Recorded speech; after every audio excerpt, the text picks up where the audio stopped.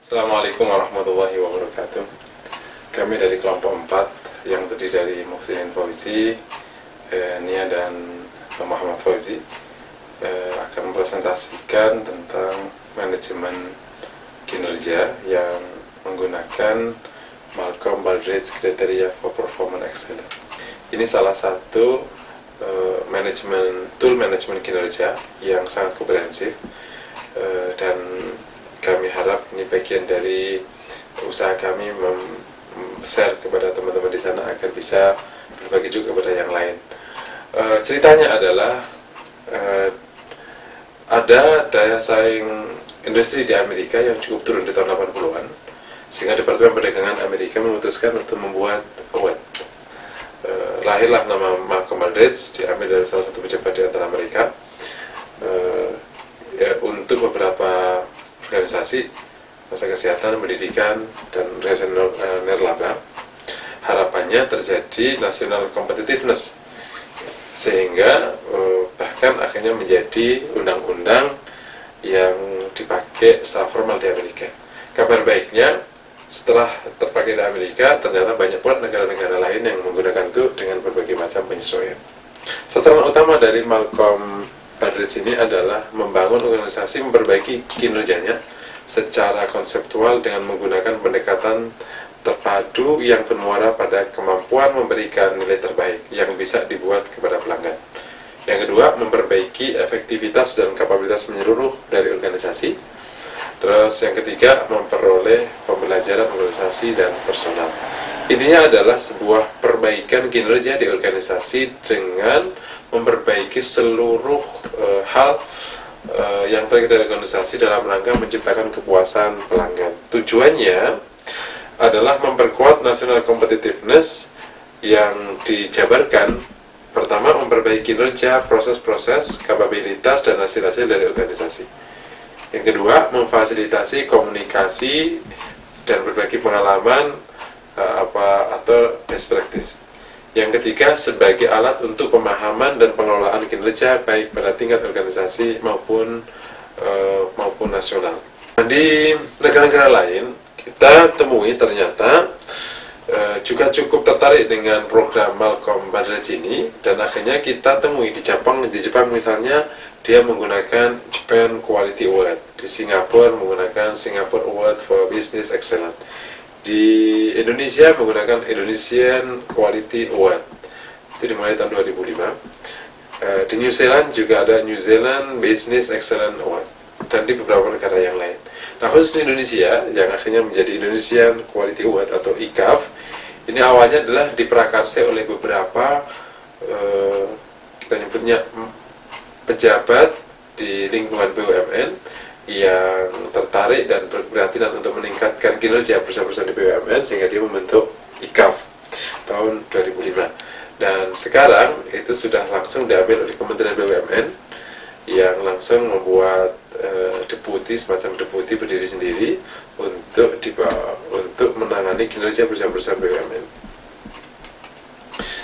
Sebuah pertanyaan yang patut kita jawab dengan baik. Kenapa kita menggunakan Baldrige? Jawabannya adalah bahwa Malcolm Baldrige adalah salah satu tool manajemen kinerja yang cukup komprehensif karena meliputi yang paling strategis, kepemimpinan, sampai kita juga akan mengukur ukuran itu sendiri, dan bahkan result hasilnya itu juga akan diukur. Sehingga harapannya dengan komprehensif yang diajukan Malcolm Baldrige ini, hasilnya perusahaan dapat tercapture dengan sangat baik. Sebuah pertanyaan kritis kita bisa ajukan di sini: seberapa bagus kinerja organisasi kita? Apakah kinerja tersebut lebih baik daripada kompetitor atau benchmark yang lain regional? Oh iya, hal lain yang membuat Malcolm Baldrige diminati oleh banyak orang adalah karena di sana ada perankingan terhadap nilai yang sudah didapatkan di sebuah perusahaan, sehingga nanti perusahaan-perusahaan yang sudah kita nilai ini kemudian dibandingkan dengan perusahaan-perusahaan lain sampai level world class, sehingga akan ketahuan bahwa perusahaan ini seberapa baik kalau dibandingkan dengan perusahaan yang lain. Akhirnya terjadi sebuah kompetisi yang cukup baik. Kriteria yang diajukan Malcolm Baldrige itu itu ada 7 kategori yang terbagi menjadi 17 item, disusun dalam kerangka manajemen kinerja. Kategori itu adalah yang pertama leadership, itu nilainya 120, strategic planning 85, customer focus 85, measurement, analysis dan knowledge management 90, workforce focus 85, operation focus 85, results 450, totalnya 1000. Itu kemudian dari 7 kriteria ini dijabar menjadi 17. Nanti akan kita terangkan di slide berikutnya. Kita lihat sebentar bagaimana framework kerja dari Malcolm Baldrige. Kita bisa lihat nanti di slide. Dimulai dari leadership, maka kemudian kita maju ke strategic planning. Kita akan nilai, kita akan ukur leadership seberapa baik. Kemudian kita akan maju ke strategic planning. Nah, setelah strategic planning kita ukur atau kita nilai, kita masuk ke customer focus. Ini juga menjadi hal yang penting karena ujung dari sebuah penilaian ini adalah bagaimana memuaskan pelanggan. Dari 3 kita langsung naik ke bagaimana kinerja SDM atau workforce focus. Setelah kita lihat kinerja SDM, kita lihat prosesnya bagaimana, operation focus. Setelah 6 ini 1, 2, 3, 4, 5, oke. Kita sebelum masuk ke result, kita ukur apakah kita menggunakan ukuran yang mana setiap proses itu. Ukurannya pun kita ukur, measurementnya, analisisnya dan knowledge managementnya diukur. Baru kemudian kita naik ke result, dan result pun akhirnya kita nilai. Inilah yang menjadi frame dari kerja Malcolm Baldrige kriteria for excellent, performance excellent. Nah, esensi penerapan kriteria Malcolm Baldrige sebenarnya adalah kinerja yang dicapai lebih baik atau dapat menggugah atau dapat mengungguli kinerja organisasi jenis dan atau benchmark. Jadi ada 2 sebenarnya esensi penerapan. Yang pertama, supaya kinerja yang dicapai lebih baik. Yang kedua, bisa mengungguli kinerja organisasi yang sejenis. Oleh nanti akan dilihat, nanti akan kita bisa sampaikan bahwa bagaimana perankingan organisasi-organisasi yang sejenis itu sampai level dunia. Oke, ini di slide kita tampak bahwa leadership misalnya dibagi menjadi 2 kategori. Senior leadership nilainya 70, government dan social responsibility, government dan social responsibilities nilainya 50, total 120. Strategic planning nilainya strategic development 40, strategic implementation 45. Customer focus ada voice of the customer, customer of engagement itu totalnya 85. Dan measurement, analysis dan knowledge management itu di masing-masing ada 45 dan 45, total 90. Kemudian work focus, kita akan lihat work focusnya environment dan workforce environment dan workforce engagement masing-masing 40 dan 45, totalnya 85. Kemudian yang keenam, operation focus itu work system 45 dan work process itu 40, totalnya 85. Nah, organisasi results itu mulai dari produk, customer focus, workforce, leadership, financial, totalnya 450. Kalau ditotal dari awal sampai akhir, jadi akhirnya 1000. Ini di slide tampak bahwa misalnya kita akan nilai di bidang leadership. Nah, kita akan lihat nanti ada 2, apakah dia masih basic atau sudah overall gitu. Kalau basic, pertanyaan masih sederhana, dan ini akhirnya nilainya juga masih sederhana, antara 25 sampai sekitar 50. Bisa senior leadership, bagaimana para pemimpin senior memimpin, ini masih basic sekali. Kemudian kalau di government social responsibility, sebuah pertanyaannya, bagaimana Anda mengelola dan menunjukkan tanggung jawab sosial Anda. Nah, kalau di overall, berarti artinya sudah ada tingkatan lebih detail. Pertanyaannya bisa, bagaimana para pemimpin senior menuntun dan membuat keberlangsungan organisasi berkomunikasi dengan tenaga kerja, serta mendorong berkinerja tinggi. Atau di governance misalnya, kita bisa lihat pertanyaannya, bagaimana governance sistem organisasi dan pendekatannya untuk perbaikan kepemimpinan.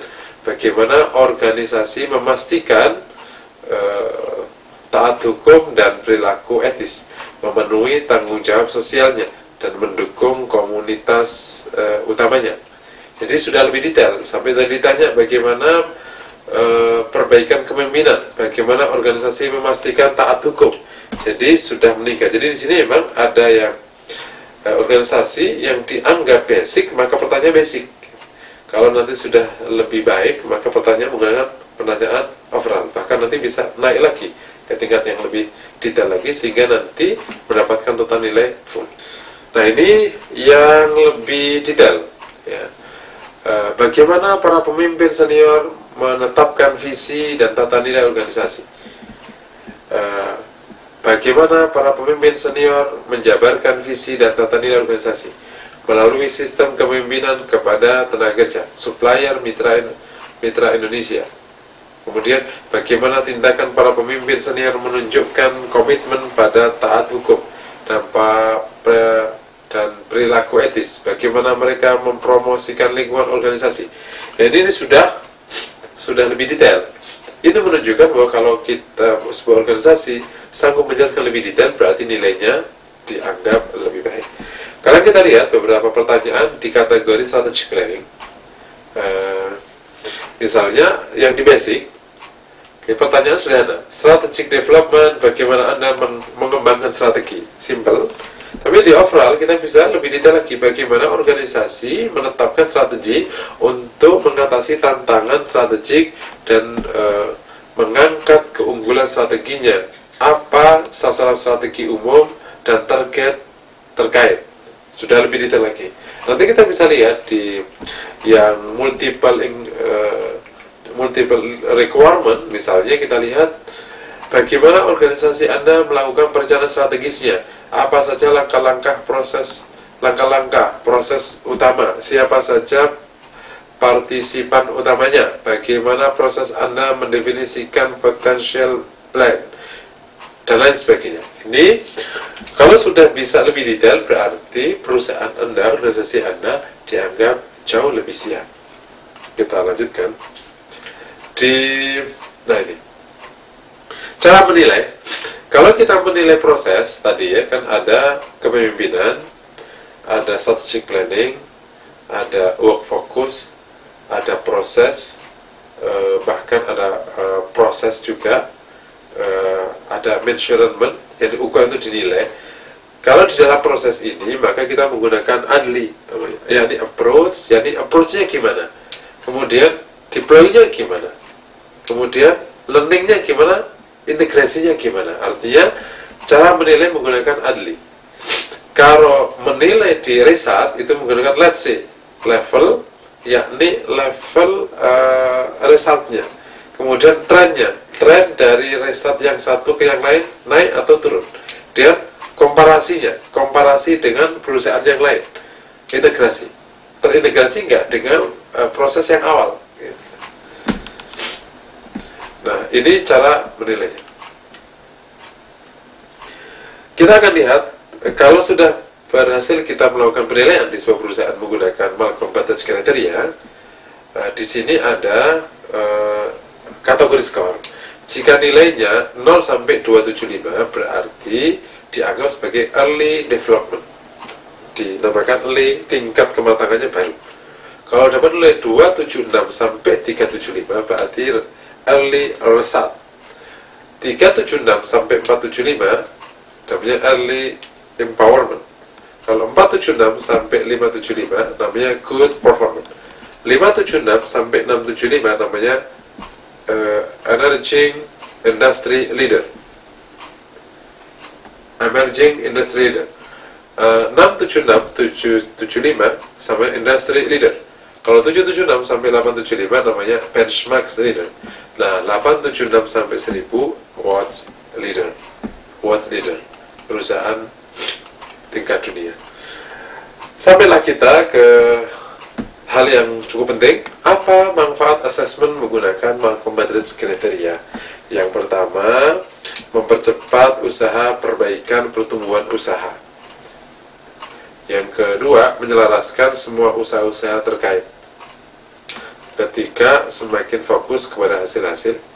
Ya, karena memang di Malcolm Baldrige ini ada hasil yang dinilai, sehingga proses penilaian ini memang memberikan semacam gambaran yang baik tentang hasil. Nah, di situ kita bisa fokus pada hasil.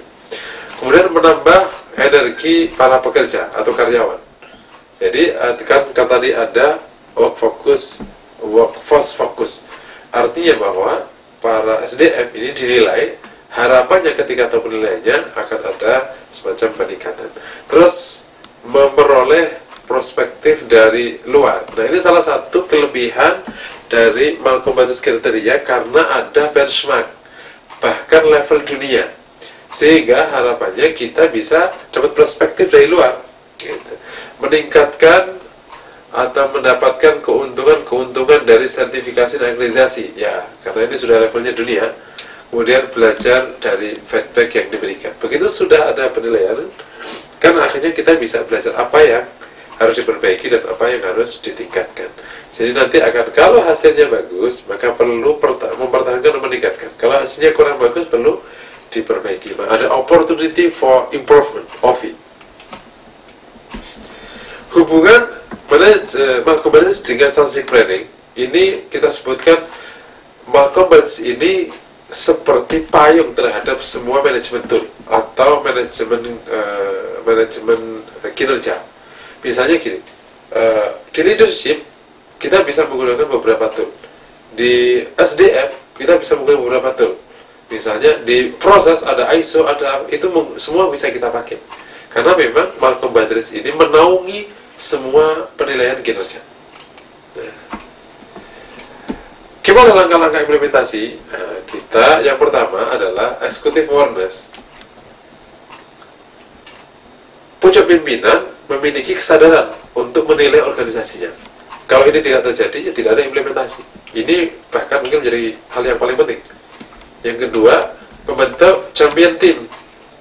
Diambil dari berbagai macam departemen, dikumpulkan jadi champion team. Setelah champion team terbentuk, maka mereka harus melakukan training. Ada 4 training, yakni adalah pengenalan kriteria Baldrige, supaya memahami ini para champion team ini, karena mereka nanti akan menjawab pertanyaan. Yang kedua, pendalaman interpretasi Baldrige kriteria. Setelah sudah dia paham, dia harus mendalami. Kemudian yang terakhir, yang ketiga, self assessment capability training. Jadi mampu mengidentifikasi kualitas sistem yang telah dibangun.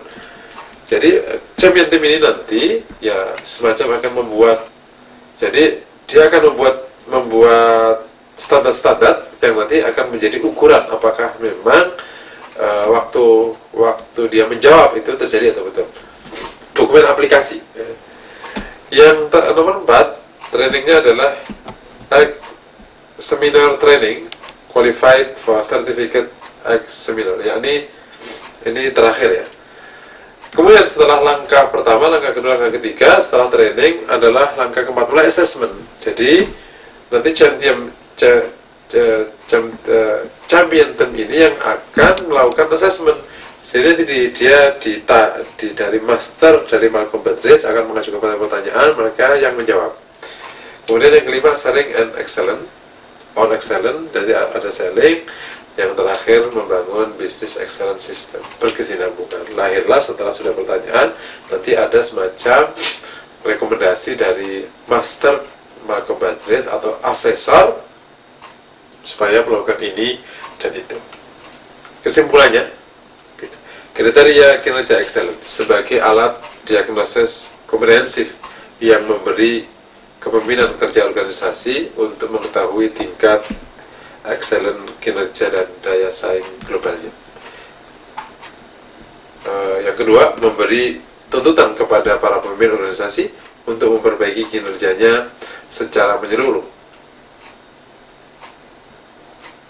Pemberian penghargaan, nah ini merupakan media untuk menghargai organisasi, termasuk manajemen dan karyawan yang dapat meningkatkan citra organisasi baik di mata pelanggan maupun para stakeholder yang lain. Mungkin demikian presentasi sekilas yang dapat kami share kepada teman-teman dimanapun Anda berada. Semoga sedikit ini bermanfaat. Assalamualaikum warahmatullahi wabarakatuh.